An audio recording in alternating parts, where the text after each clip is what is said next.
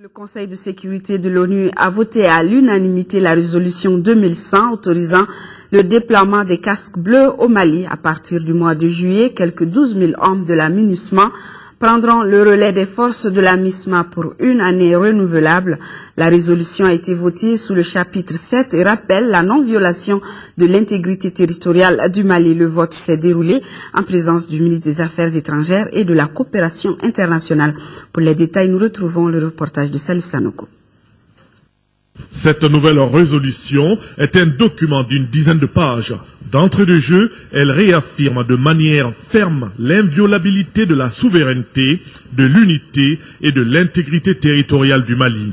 Adoptée sous le chapitre 7, comme la résolution 2085, sans nommer explicitement le MNLA, elle enjoint à l'ensemble des groupes armés opérant sur le territoire malien à déposer immédiatement et sans condition les armes avant l'entame de toute négociation de paix.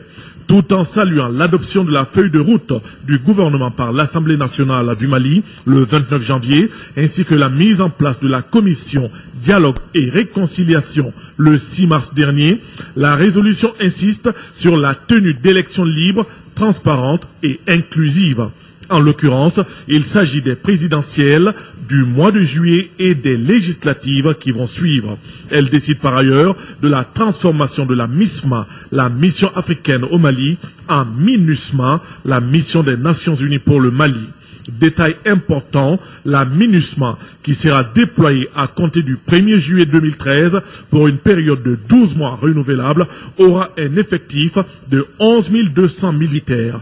À cette force s'ajoutent 1440 policiers, une réserve de bataillons capable de se déployer rapidement dans tout le pays quand cela sera nécessaire.